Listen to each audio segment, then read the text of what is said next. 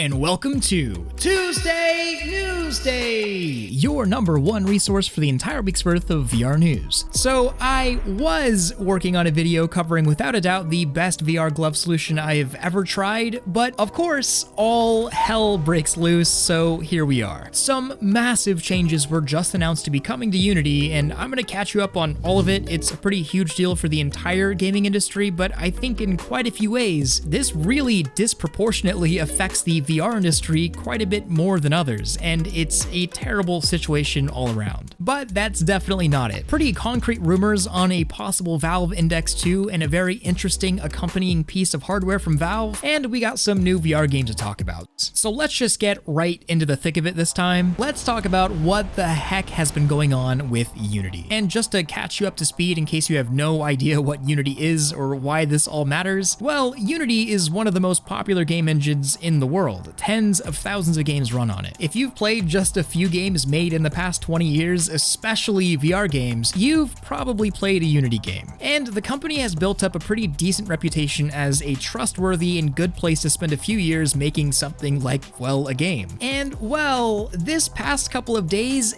everything has kind of flipped on its head, and a lot of people are very, very angry, and that's honestly to put it lightly. It has completely hit the fan, and right now there's a mass exodus of developers that don't even want to be associated with Unity. Multiple Unity devs have resigned, and the executives are even being called into question for possible insider trading, breaking down what was almost 2 decades of trust. So, what happened? Well, to put it simply, Unity introduced a complete change in their pricing model. Beforehand, Unity was free as long as you made less than $100,000. And after that threshold, you'd have to pay for the Pro version, which was $400 per year per chair or person on a team that was using Unity. And well, the new pricing model is not only a lot more expensive, but it's really intrusive. That $400 per year per user has shot all the way up to over $2,000 per person per year. But that's not even close to the bad part. Unity has introduced a fee per install, and the way this works is kind of mind-boggling. If you're using the free version of Unity, which you can continue to do so, for every install over 200,000, a fee of 20 cents per install is incurred. So if you sell 500,000 copies of a $10 game, that's $60,000 that the developer would have been making, but is now instead an extra fee on top of the 30% Steam or the Oculus Store would take, on top of a 10 to 25% publisher fee, on top of revenue tax and payroll to make a game with a team or even solo. Yeah.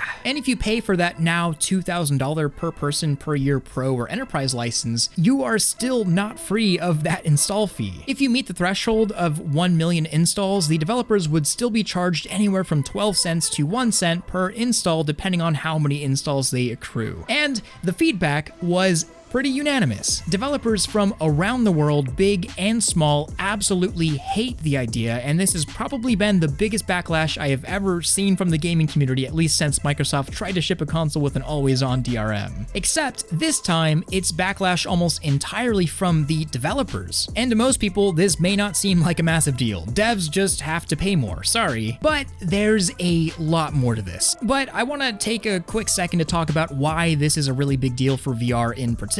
This change in general is going to affect the small guys the worst. Indie developers where profit margins can be really small, especially for a VR project. If you lose, for example, $60,000 of revenue that you would have before, that's not a small amount to any developer, let alone an indie dev. That's an entire year of wages for a team member or rent for a place to develop out of. So obviously VR, which is almost entirely full of indie developers, is going to be directly affected. But that's actually not even the main reason why this is huge for VR. Look, fact is, most VR games actually run on Unity. Of course, there's lots and lots of exceptions, but if you look at it, most of them run on Unity. And a lot of those VR developers were some of the loudest in opposition because it really affects their day-to-day life. From the Vertigo dev to Anton from H3, this is going to affect multiple VR developers. And a lot of these VR games run on Unity for a reason. I'd bet that even if you ask Unreal developers, they'd probably tell tell you that Unity, at least out of the gate, has the best VR support out of any current game engine, especially when you take into account building for standalone quests, which is also the reason my VR game I've been working on was in Unity. And on top of that, Meta seemingly just puts a lot more effort into keeping its VR packages up to date on Unity versus, for example, Unreal Engine. But this actually goes a bit deeper into how this affects VR. This isn't just Quest in PC VR. This is probably the worst timing for Apple and the Vision Pro, because where did Apple put their Vision Pro development tools beyond their own Reality Kit and Swift UI? You got it, all on Unity. Nothing for Unreal Engine, also they're in a lawsuit with Epic Games, so kinda makes sense. And right now, developers are en masse essentially boycotting the company and looking for alternatives, which means no devs, no software, and nothing to do with an expensive device like a Vision Pro. Of course, that is a bit of an exaggeration. Obviously, not everyone is just going to stop using Unity. Not everyone has that opportunity. But this is still a pretty darn big deal. And so with the absolute dumpster fire that resulted from this decision, you'd think Unity would revert or back down. There's a lot of devs that are just saying, I'm no longer using Unity. But instead,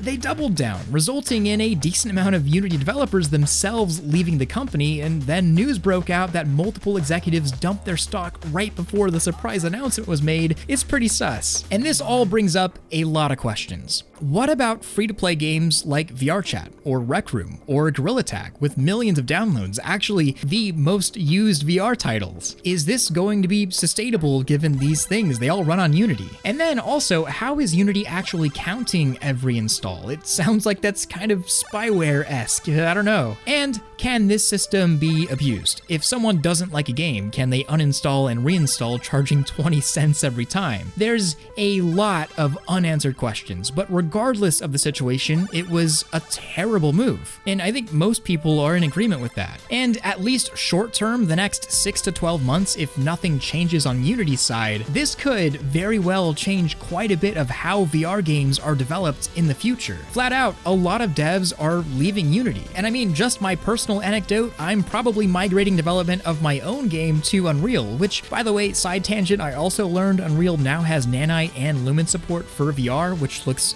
freaking amazing. And maybe this means more games are about to start looking really good, I don't know. But I guess getting back to Unity, I really wish that they had just gone with the pricing model that Unreal Engine already has instead of making their service kind of predatory. Unreal right now is free to use, and if you make over $1 million, or certain stores are different, Epic Games gets a 5% clean and simple revenue share cut. There's no weird install fee, come on. And then there's Godot, which is a free and open source engine that also has VR support that people can check out. But I do think long-term for VR development in particular, this may be a kind of good thing. I mean, it really sucks right now, and this does have a disproportionate effect for the VR industry in particular, but we may be seeing a lot more Unreal Engine VR games in the next couple years. VR is inherently full of indies, and this is who this affects. And on top of that, VR game development is relatively new. A lot of people are just now really sinking their teeth into big projects, which is the perfect time for an engine swap. And with all of this new demand, maybe we'll start getting better VR support from Meta and Epic, at least I'd hope so. But really, this whole decision on Unity's side is just terrible for developers, and that means it's bad for gamers, because who really eats the cost and lack of games? Both the developers and people buying more expensive games because things cost more. It really just doesn't benefit anybody except for Unity. And I understand Unity needs to make more profits, but there are way better ways than what was presented. And I will say there are a lot of people that are kind of reactionarily saying that Unity is now dead.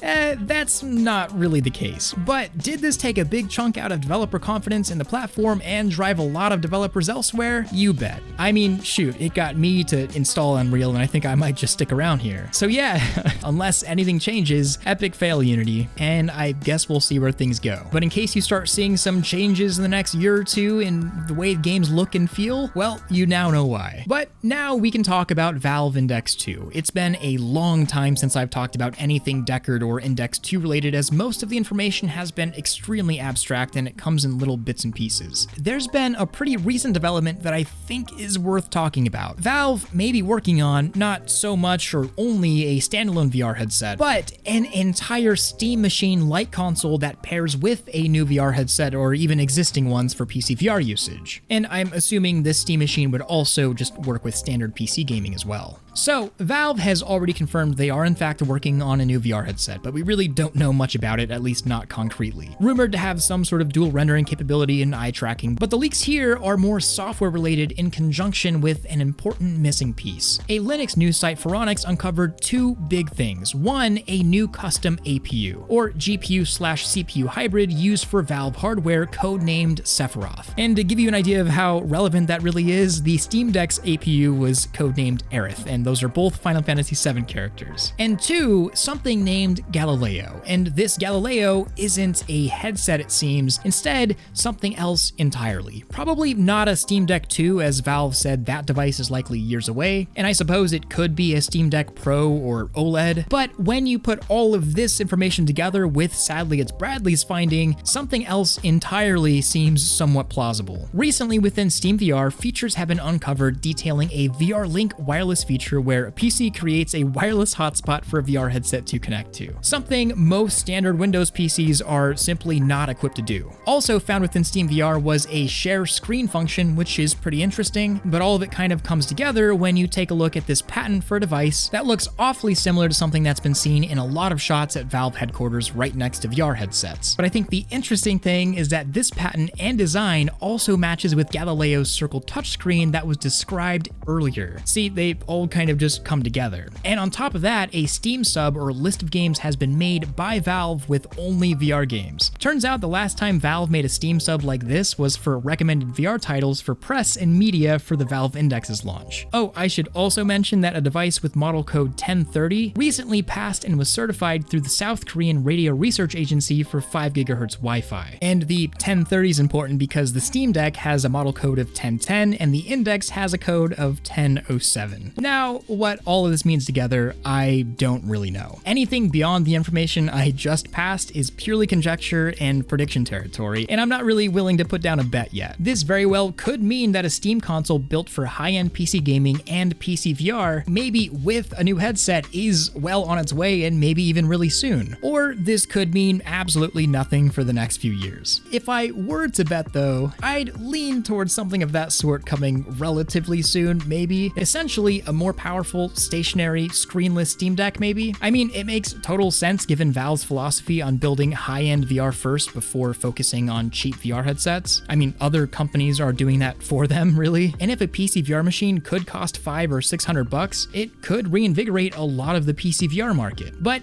it's something that we'll just have to wait for. Believe me, if anything pops up, don't worry, I'll be covering it as soon as possible. We may be getting really close to something new. But this is Valve we're talking about, and it seems the closer we get to any Valve release, the further we actually are. Okay, so a couple quick things. Roblox may be getting a pretty huge VR treatment really soon in terms of a lot of more high-quality titles coming. The Roblox Developers Conference just took place, and at the event, Meta gave away a Quest Pro to every single physical attendee. Out of the thousands of people there, they all walked out with a free Quest Pro, and they're all developers. If that's not a bold strategy to get people to start making Roblox VR content, I don't know what is. But it also makes sense. Meta probably has thousands of Quest Pros sitting in inventory somewhere, so you gotta move them somehow. And just judging from the reactions online, it looks like a lot of the Roblox developers were pretty shocked by the Quest Pro and how good it actually was, which also makes sense. It got a pretty bad rap for being such a good headset. And I just want to mention a couple big VR game announcements. I've loved Fast Travel Games' previous titles, and they have just recently announced a new game, Mannequin. It looks pretty promising, don't know much about it. It was just a CG trailer, but still looks cool. Sony announced that new PSVR 2 games will be coming to an upcoming State of Play. No clue what those are going to be, but it's very much so needed for PSVR 2. Also, No Man's Sky got a pretty huge update. If you haven't touched it in a while, you definitely should. I think I'm probably going to do a video on it pretty soon. And My Dearest, the devs behind Dyschronia, have announced their 3v3 brawler Brazen Blaze, which I've actually joined the dev team for. I'm working on the game with them. So I'm obviously really biased in saying it's freaking awesome. Otherwise, I wouldn't be working on a project with them. But yeah, lots of good stuff to look forward to. And this isn't even counting what's going to be announced at Connect. But yeah, it's time for me to go back to testing these gloves. I think it's going to be a pretty ballin' video. It's kind of exactly what I've been waiting for